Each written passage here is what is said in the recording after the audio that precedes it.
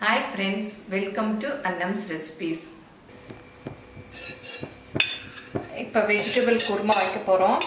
அதுக்கு இந்த மாதிரி ஒரு குக்கர் வெச்சுக்கணும். வெச்சிட்டு அதுல ஒரு 2 டேபிள் ஸ்பூன் அளவு எண்ணெய் ஊத்திக்கணும்.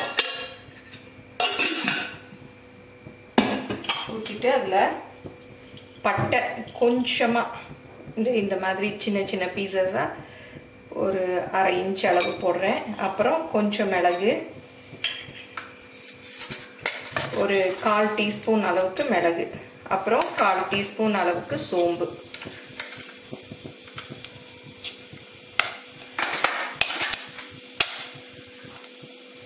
இப்போ வெங்காயம் இதையும் போட்டுடலாம். கொஞ்சம் பொரிஞ்சுக்கட்டும்.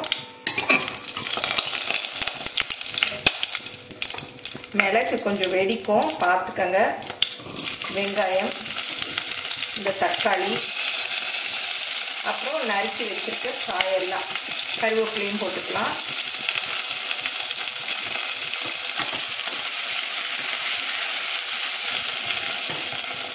இப்போ காயெல்லாம் ஒன்று ஒன்றா போட்டுக்கலாம். கேரட்டு நான் ஒரு மீடியமாக 2 கேரட் போட்டிருக்கேன். பட்டாணி,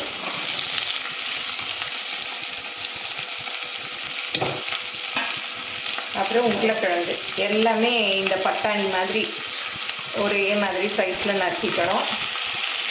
அப்புறம் காலிஃப்ளவர்,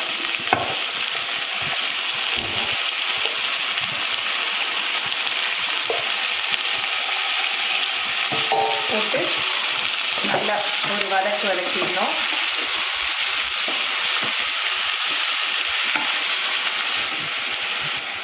காயெல்லாம் ரொம்ப வதக்க வேண்டாம், கொஞ்சம் வதக்கினா போதும். இப்போ உப்பு, இந்த குருமாக்கு தேவையான உப்பு போட்டுடலாம்.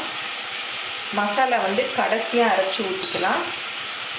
இதில் தண்ணி கொஞ்சமாக வேகிற அளவுக்கு ஊற்றிக்கங்க.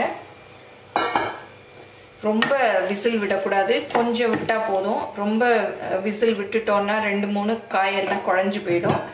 பார்த்துட்டு ஒரு விசில் விட்டுட்டு அப்புறம் அந்த ஸ்டீமை கூட நம்ம எடுத்து விட்டுடலாம். இப்போ குருமாவுக்கு ஒரு பேஸ்ட் அரைக்கணும் இல்லையா, அதுக்கு 1 டேபிள் ஸ்பூன் அளவு பொட்டுக்கடலை. ரொம்ப போட்டுறாதீங்க, நான் முந்திரியும் போட போகிறேன். அப்புறம் ஒரு 7-8 முந்திரி, அப்புறம் பூண்டு பல் 3, 6, 7 பல், அப்புறம் ஒரு 1/2 இன்ச் இஞ்சி இந்த மாதிரி தோல் சீவிட்டு நறுக்கி வச்சுக்கோங்க. அப்புறம் கொஞ்சம் பட்டை, கொஞ்சம் தான் நான் போடுறேன்.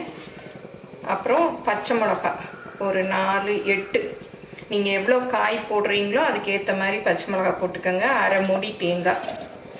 இந்த பச்சை மிளகாயெல்லாம் ஒடிச்சிட்டு போட்டுக்கோங்க. ஏன்னா மிக்சியில் சில சமயம் அப்படியே ரொம்ப அரைப்படாது, இவ்வளோ பெருசு. ஒடிச்சிட்டு போட்டோன்னா டக்குன்னு அரைப்பட்டுரும்.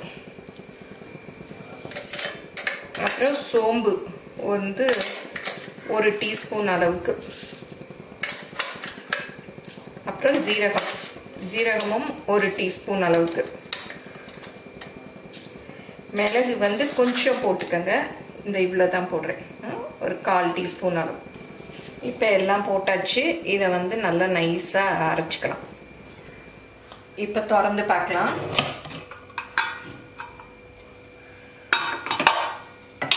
எல்லா காயும் நல்லா வெந்துருச்சு.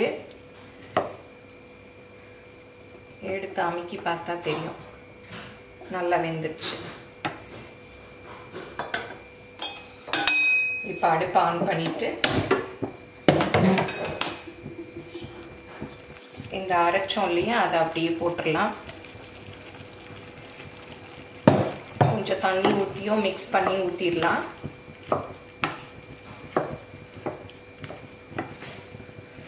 இதை சிலர் அந்த மசாலா இருக்கு இல்லையா, அதை வதக்கி கூட அரைப்பாங்க. எப்படி வேணாலும் பண்ணலாம். இப்போ மிக்ஸியும் நல்லா கழுவி அப்படியே ஊற்றிடலாம். எவ்வளோ திக்னஸ் வேணுமோ அதை பார்த்துட்டு தண்ணி ஊற்றிக்கணும்.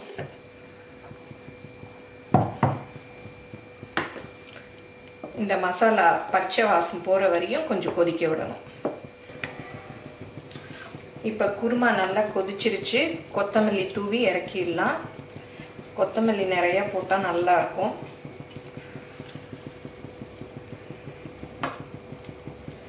உப்பு காரம் எல்லாம் பார்த்துக்கங்க.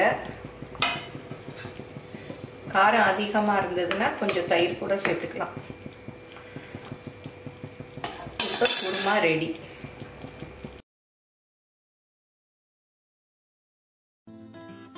இந்த ரெசிபி பிடிச்சிருந்தா லைக் பண்ணுங்க, ஷேர் பண்ணுங்க, சப்ஸ்கிரைப் பண்ணுங்க. தேங்க்யூ.